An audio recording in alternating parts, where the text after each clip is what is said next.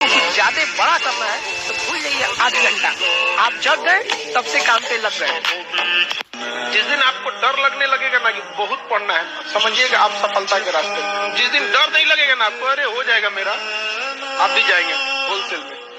क्योंकि सफलता इतना कठिन परिश्रम मांगती है कि अच्छा इंसान डर जाता है। जीवन में एक चीज हमेशा याद रखना, सब लोग गांठ बांध के, जितना आपके चाहने वाले हैं उससे 4 गुना आपको गिराने वाले होंगे।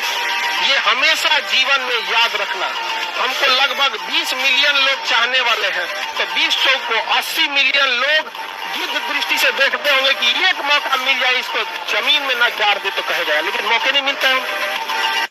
भगवान से भी हाथ जोड़ के यही दुआ मांगते हैं कि जितने लोग हैं देश के, सबको एक दिन अपनी कहानी सुनानी पड़े, क्योंकि यह देश वीरों की धरती है, वीरांगनाओं की धरती है। यहाँ पर हर बच्चा यहाँ का फौलाद है अपने आप में। यहाँ पर तो ये वक्त है अब ऋण चुकाने का।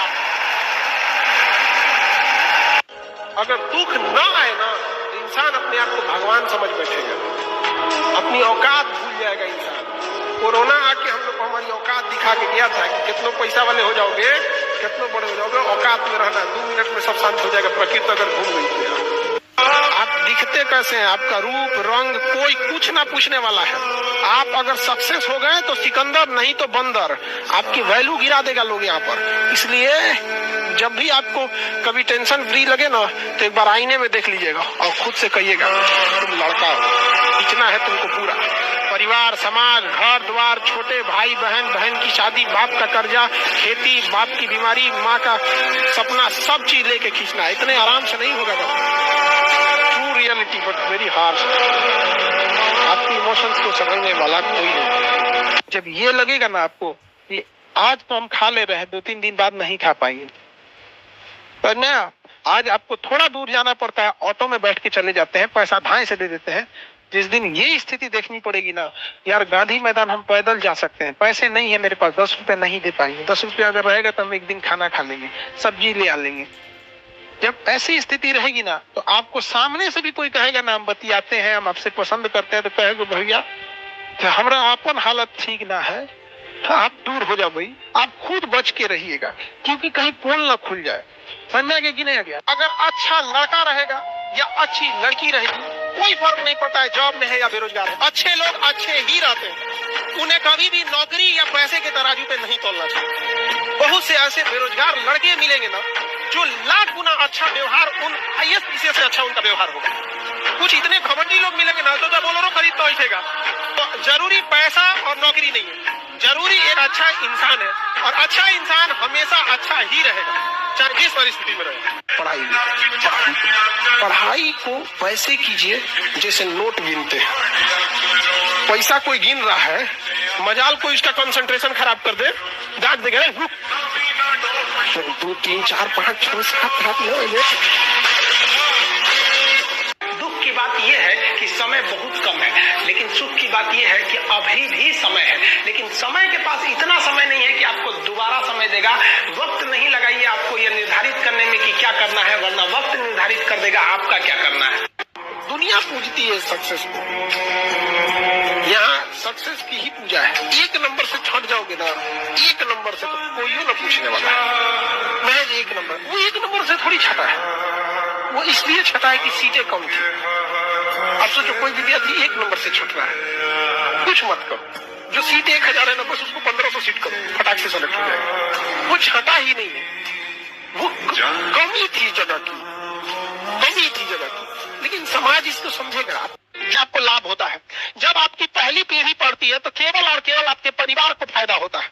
आपको अगर आप अपने पहली पीढ़ी में नौकरी लेने वाले हैं ना, तो केवल आपके परिवार को फायदा होगा। नौकरी मिलेगी टाइम से, सैलरी मिल जाएगा, खाना पीना अच्छा हो जाएगा, घर द्वार अच्छा हो जाएगा। लेकिन जब आपके बाल बच्चे को नौकरी हो जाएगा ना, तो आपके रिश्तेदार तक को फायदा हो जाएगा कि कहीं काम अटक गया तो फोन कर दिए, तो कहेंगे आप बुढ़ापा में कि हाँ हमारा बेटा वहां जॉब करता है। तो दूसरी पीढ़ी जब पढ़ती है तो लाभ किसको होने लगता है? परिवार को भी होने लगता है। और जब तीसरी पीढ़ी पढ़ के नौकरी लेती है तो आपके समस्त जाति को लाभ होने लगता है। SC/ST की अभी मुश्किल से पहली या दूसरी पीढ़ी पढ़ी है, इसलिए जब उनको समस्या आता है तो उनको सुनने वाला कोई नहीं मिलता है। लेकिन अगर अपर कास्ट को देखिएगा तो उनकी 8वीं 10वीं पीढ़ी पढ़ रही है, इसलिए अगर उनको कलकत्ता हाईकोर्ट में कोई दिक्कत होगा तो कहेंगे कि कोई है वहां पे, हमारे बाबू का केस में कहीं रहने होने का एक दिन का व्यवस्था कर दीजिएगा। तो बनारस में तो कभी CA में, कभी वकील में, कभी डॉक्टर में, इंजीनियर में, हर जगह उनका कोई ना कोई क्या मिल जाएगा, रिलेटिव मिल जाएगा। आप PT एग्जाम में बैठिएगा तो PT निकालिएगा अपने आप के करियर बनाने के लिए। जब मेंस लिखिएगा तो मेंस निकालना है माँ के लिए। PT निकालना है खुद को साबित करने के लिए, मेंस निकालना है माँ के लिए। इंटरव्यू में बैठिएगा तो पिता का सीना गर्व से चौड़ा करने के लिए। आप जिंदगी में याद रखिएगा, किसी को अपने यहाँ बहुत इज्जत दीजिएगा वो दोबारा जरूर आएगा, चाहे वो दुख बीमारी हो, चाहे वो कोई इंसान हो।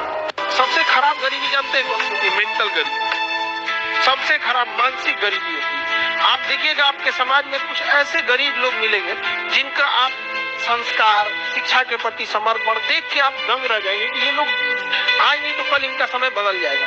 अब कुछ ऐसे मिलेंगे ना, देखने के बाद आपको मन कर ऐसा लगेगा ये झिझिरा देगा, मतलब ऐसा टाइप का शिक्षा इतना दूर, अहंकार इतना ज्यादा।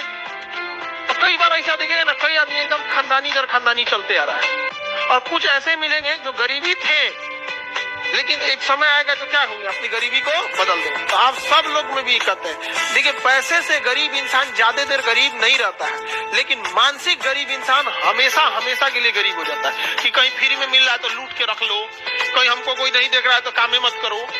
अपने काम के प्रति ईमानदारी रखिए, आपकी गरीबी कंफर्म खत्म होगी तो होगी, चाहे कोई देखे या ना देखे। आप जितना मेहनत कर रहे हो ना, जिस दिन आपको बड़े पद पे मिल जाएगा ना, तो इससे ज्यादा मेहनत करना पड़ेगा। इसीलिए एग्जाम इतना टफ बनाता है कि मेहनत करने की जिन्हें आदत लगी है वही आए यहाँ पे, नहीं तो भाग जाएगा सब नौकरियां छोड़ के। जिनका जॉब लग गया ना, कभी कभी फ्रस्ट्रेट होता है तो फोन करता है सब, पर मन कर रहा है छोड़ दे यहाँ पर। होता है जितना बड़ पद पे जाएंगे उतना ज्यादा होगा यहाँ पर। आप नॉर्मल SSC के कर्मचारी बनेंगे, आपको कोई फोन नहीं करेगा, क्या ही कर पाएंगे आप। लेकिन अगर मान के चले कर्मचारी, वही अगर अधिकारी बन जाएंगे फोन आएगा। आज से जस्ट 3 से 4 साल बाद आप लोग इस प्रेम मोहब्बत की दुनिया को वैसे ही अलविदा कर दोगे जैसे आपने खिलौनों को कह दिया।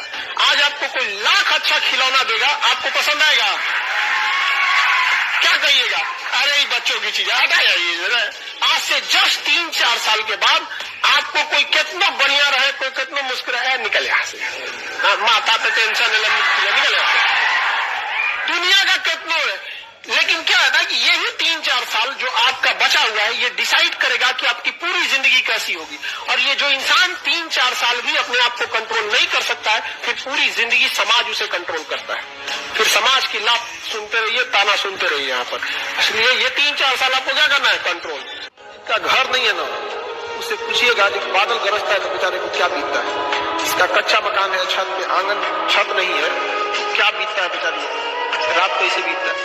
हमारी हौसलों की उड़ान आप नहीं जान पाए। हम वो परिंदे हैं जो पिंजरा भी उड़ा ले जाएंगे। एक अच्छा इंसान अगर आपको सूखी रोटी खिलाएगा ना, आप इज्जत से खाइएगा। और सरकारी नौकरी वाला ताना दे के महल में रखेगा ना, तो अच्छा नहीं लगेगा। लेकिन ये आप लोग के माँ बाप को समझ में नहीं आता है। एक से एक कमीना मिलेगा, सब पैसा की कोई